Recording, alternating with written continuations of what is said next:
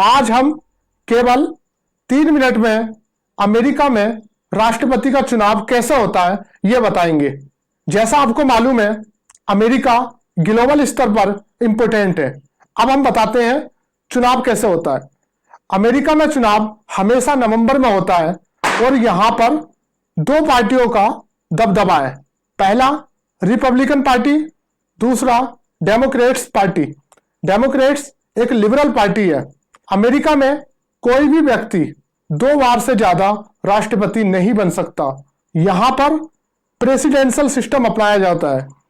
Presidential मतलब यहां पर राष्ट्रपति के पास एक्चुअल पावर होती है, जबकि भारत के राष्ट्रपति के पास नामात्र की पावर होती है।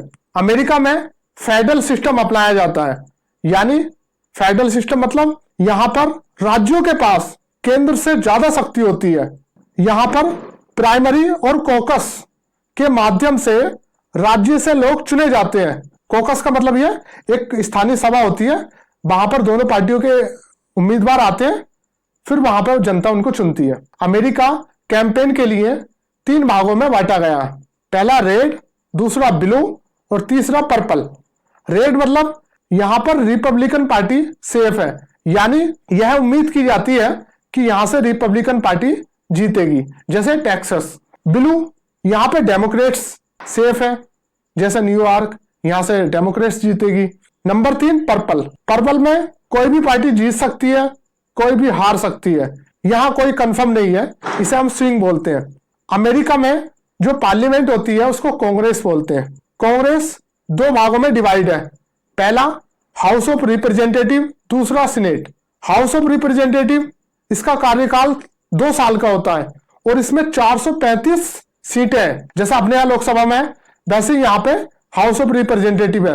और यहाँ पे राज्य की आबादी के हिसाब से सीटों का बंटवारा होता है। जैसे अलास्का में पॉपुलेशन कम है तो यहाँ पर केवल 1 सीट है। वही कैलिफोर्निया में पॉपुलेशन बहुत ज्यादा है तो यहाँ पे 53 सीटें हैं। सीनेट अपने यहाँ अपने राज्यसभा की तरह है। इसका कार्यकाल 6 साल का होता है और इसमें 100 सीटें हैं। हर राज्य को 2 सीटें दी गई हैं। अमेरिका में केवल 50 राज्य हैं। इसका कार्यकाल 6 साल का होता है और 1/3 सदस्य हर 2 साल में हटते हैं। अमेरिका में राष्ट्रपति का जो कार्यकाल होता है वो 4 साल का होता है। पिछला चुनाव 3 नवंबर 2020 को हुआ था। यहां पर जब 435 सीटों पर हाउस ऑफ रिप्रेजेंटेटिव और 33 सीटों पर सीनेट का मतलब हर 2 साल में 1/3 सदस्य चुने जाते हैं। अमेरिका की जनता इलेक्टोरल कॉलेज के लिए चुनाव करती है। जैसे कैलिफोर्निया में 53 सीटें हाउस ऑफ रिप्रेजेंटेटिव की हैं और 2 सीटें हैं सीनेट की। तो कैलिफोर्निया में इलेक्टोरल कॉलेज के पास 55 सीटें हुई। अब यहाँ की जनता इन 55 सीटों के लिए चुनाव करेगी। अमेरिका में चुनाव जो होता है वो विनर टेक ऑल के माध्यम से होता है। विनर टेक ऑल का मतलब है, यानी जिस पार्टी को किसी राज्य में ज्यादा % वोट मिले उस राज्य की सारी सीटें उसी पार्टी को चली जाएंगी।